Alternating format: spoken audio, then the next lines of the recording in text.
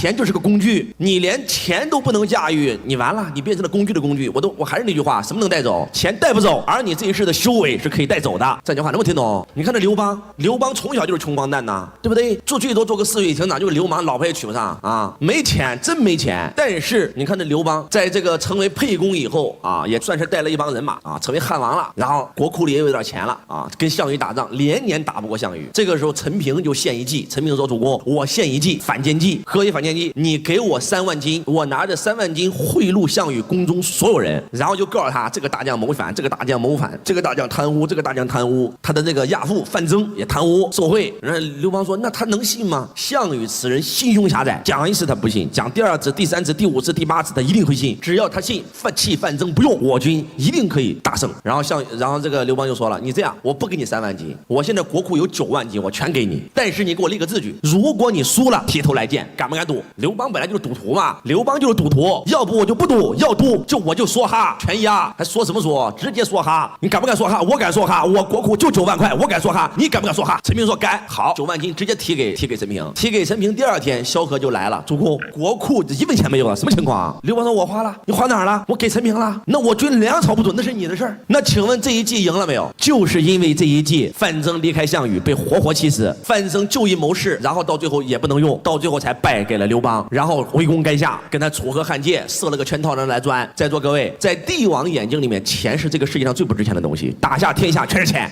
宋朝出了一个理学家，这个人姓朱，叫朱熹，他变成了当代大师。从宋以后，所有的科举必须要学习这个理学。到了明朝，出来一个人，这个人姓王，叫王阳明。这个朱熹的理学讲到万物之道在何方，万物之道就在万物之中，你只需要做对一件事就可以得到。怎么做呢？4个字叫格物致知。哎，王阳明不是想成为圣人吗？从小不就问他的师傅吗？师傅，何为天下第一等事？师傅说了，那肯定考取功名啊。王阳明说：“非也。”师傅说：“那你说何为天下第一等事？为天地立心，为生民请命，为往圣继绝学，为万世开太平。”他师傅一听，我想成为圣人，凭什么我就不能成为圣人？我向圣人学习，我就可以成为圣人。那你向圣人学吧，你学吧。圣人是谁？圣人是朱熹，我就跟朱熹学。朱熹老夫子说了，格物致知，万事万物之道存于万事万物之中。我只需要把一个事物整懂，我就能够一通百通。那我就求道去吧。既然格物致知，找啥格呢？哎，家里刚好有一片竹林，我就割竹子吧，就拿了个竹子开始跟着看。这个一个人看太无聊了，叫同学跟他一起看，咱一起格物致知，咱一起修道，咱一起成为圣人。那同学隔了1个时辰就跑了。王阳明在那隔了7天7夜，不吃饭不喝水，隔到最后晕倒在地，他差点死掉，听懂了吗？从此王阳明得出个结论，朱熹是个大骗子，什么格物致知这套东西不行。从此以后他就开始去干嘛了？儒学不学了，去修道。我说这跟他介绍个老婆，知道吧？介绍老婆刚拜完堂，准备洞房了，他出去遛弯，看到一老道进入一道观，老道在那打坐，然后他就问他这怎么弄呢？我教你打坐，我教你参禅，我教你悟道，无量寿佛。哎，他一听，哎，这挺好了，开始打坐了。一打了1天1夜，苍天呀大地呀，结完婚以后，新媳妇找不到新郎官了，听懂意思没有？啊，找了1天1夜，在道观找到这哥们儿了，我操！就那个时候的王阳明，大家都觉得他不靠谱，知道吧？太不靠谱了，哥们儿。后来就学佛啊，这个研究到处研究啊，研究了一大堆，妈也没有成功，考功名也没考上啊，几次落选，然后终于好不容易考上一京官，靠他父亲的关系啊，给他整北京去了。结果得罪宦官刘瑾，被宦官刘瑾当场把裤子给他扒下来，给他屁股打粉碎，投到这个锦衣卫，差点给他干死。后来实在没办法了，他就跑路啊，给他发配边疆了，跑到了贵州。跑到贵州以后，他就觉得妈人生活得真没劲儿，贪官污吏一手遮天，这么正直的人还打我屁股，差点给我整死。然后他就进入山洞隐居，不问世事了，我当什么官，我读什么书？今天发一大愿，我如果今天在这山洞里我不能得道，我就死在这山洞里啊！就开始打坐，结果啪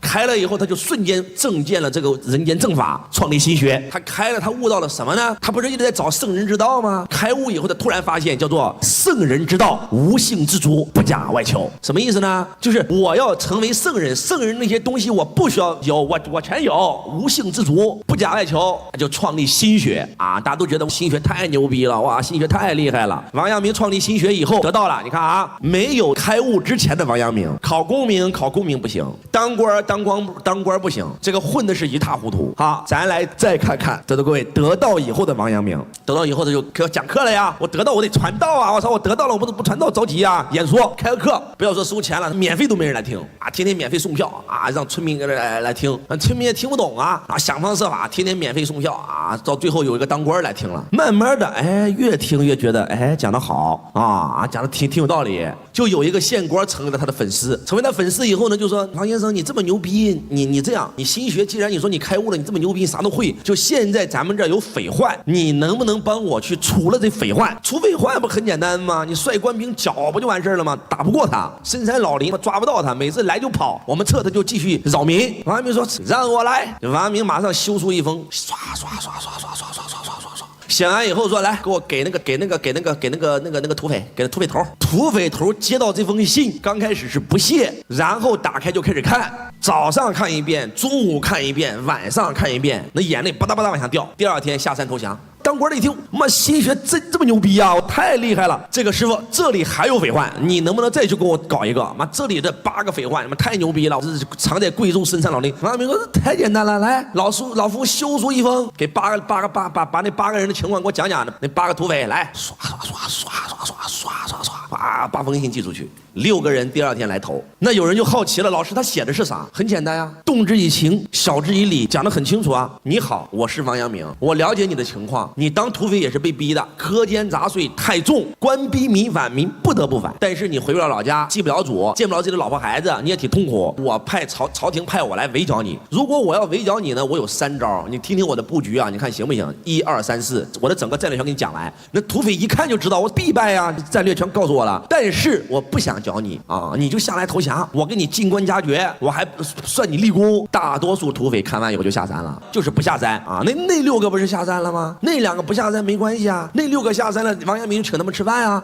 来，你们我要给你们这个报功了，你们说我给你们报个小功还是报个大功？那6个人说你给我报大功呗。这样吧，有2伙土匪，你在座各位，接下来我要说一个非常重要的真相，你们知道你们人生当中说的痛苦，不管是疾病，不管是婚姻关系，不管是钱，就这些东西都不好，你知道为什么吗？就是因为你偏离道了。天地不仁，以万物为刍狗。什么意思？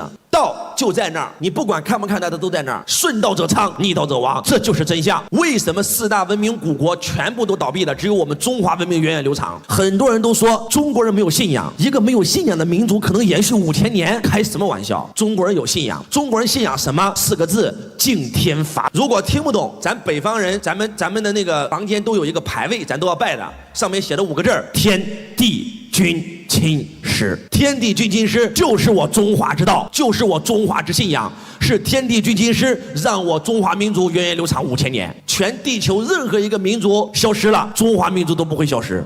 是不是吧？天地君亲师，我们拜天，我们拜地，我们拜我们的老师，我们拜我们的双亲。写上4个字：尊师重道。师就是道，亲就是道，君就是道，天就是道，地就是道。还没听懂吗？来举个例子吧，你的父母，昨天杨老师跟你们揭露个宇宙真相，叫做你和父母的关系就是你和财富的关系，就是你和婚姻的关系，就是你和生命万物的关系。父母，我们如果人是一棵树的话，父母就是我们的根。一个不懂得孝顺父母的人，这个树怎么可能长大？是什么力量让周老师从一个穷小子出来闯荡江湖？就是对父母的这份爱。听懂了吗？父母就是你的道，孝顺父母就是顺天道，不孝顺父母忤逆，那你就是。当然了，我说的听父母的话，不是说那种就是父母说的不正确你也听。记住，爱父母的表现，小孝叫陪伴，大孝叫成为父母心中的骄傲。那师呢？师就是道嘛，尊师就能重道嘛，重道就可得道嘛，还说什么说？在这个世界上，我们拜天，我们拜地，我们拜父母，除了这3种人值得我们拜，你知道还有什么人值得我们拜吗？拜救命恩人，不管这个人是大人还是小孩，他救了你的命，他就是你的再生父母，就值得你拜。2，拜巾帼英雄。3，拜给你指路的明灯，不管这个人是神还是人。能听懂吗？在座各位，最后一颗心叫是非之心，写上是非即成败。3%的人用的就是是非之心，而97%的人用的是什么心？得失之心。从短期利益上来看，得失之心的人会很容易拿到结果，但是从长远来看，只有是非之心的人才能够取得胜利。这样讲话能听懂吗？今天你做个企业，你不正规，你偷税漏税，你短期来看你得到了利益，但是从长久来看，监狱已经为你准备好了。是非之心嘛，哎，这各位大家能不能听懂我在说什么？如果你这辈子做任何事都对得起天地良心，我跟你讲，你这辈子的那个能量太正了，那真的就是走到哪都是光。那王阳明就是这样的人，宁王造反。皇帝要出门灭他的叔叔，结果他还没有出来，王阳明知道了，王阳明手上只有4万明军，宁王带着10几万人马造反，结果王阳明用了3天时间就把宁王给收服了，为朝廷立下这么大的功劳，按说皇帝得奖他吧，他写了一封信给皇帝报急，结果皇帝不但没有奖，破口大骂，谁是王阳明？他想干啥？我好不容易能够出来跟我叔叔兔子空的打一仗，他把我叔叔给我抓了，让他把我叔叔放了，我再跟他干一架。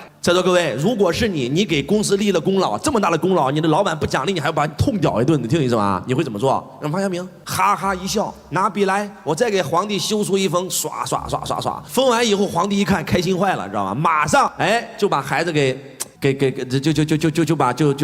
班师回朝了啊！宁王押阴金砍头。那王阳明写了什么呢？你很简单嘛，皇帝陛下，哪是我抓了他呀？是因为我跟宁王说您要来御驾亲征，这哥们就投降了，你再放他也没有用啊。那有人就说了，老师你咋说谎呢？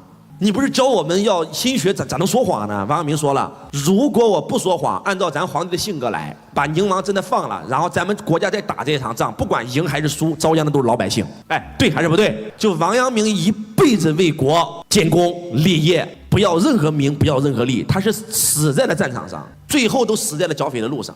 临死的时候，他知道他要死了，跟他弟子说：“走，我回家了，不打了。”他说：“那皇帝那还没事，不用管，给他写封信就完事儿，来走了。”到床前，众弟子就问师傅：“师傅，你还有什么可以教我们的吗？”王阳明说：“都全教完了，上课都讲完了，还要学啥？非要再问，来写上一句话：此心光明，亦复何言？”然后这个王阳明马上要死了。然后王阳明死之前一个要求说：“这样啊，我死以后不允许白布遮面。就咱东北方人都知道吧？咱老家人是不是死了以后得蒙个白布啊？脸上给死人脸上蒙个白布。为什么要给死人脸上蒙个白布啊？因为你做过太多对不起老天爷的事儿，知道吧？所以要蒙个白布。那为啥王阳明不让蒙白布呢？为什么？自信平生无愧事，死后方敢对青天。所以在座的各位。”你做任何事都是用是非之心来做，你怕个屁啊？那你就觉得格物致知很低吗？不是，格物致知跟心学它是有异曲同工之妙，一个是向外求，一个是向内求，但是是可以殊途同归的。只是王阳明当年的境界不高，他没有整懂朱熹老夫子的格物致知是什么意思，所以他就认为中国2500年传统文化儒家全错的。很多后人把王阳明称为大儒，明朝大儒，其实不是，他的心学根本就不是儒家。根本不是儒家，他的心学集合了道家、佛家和儒家的东西。道法术器，道家是道，佛家是法，儒家是术，心学是气，它是完全不一样的学科。这样讲话能听懂吗？但是我还是那句话，不是代表他高。接下来我就给你破译一下王阳明当年都没有破译的格物致知是啥意思。讲完以后，你瞬间明白，朱熹就是圣人。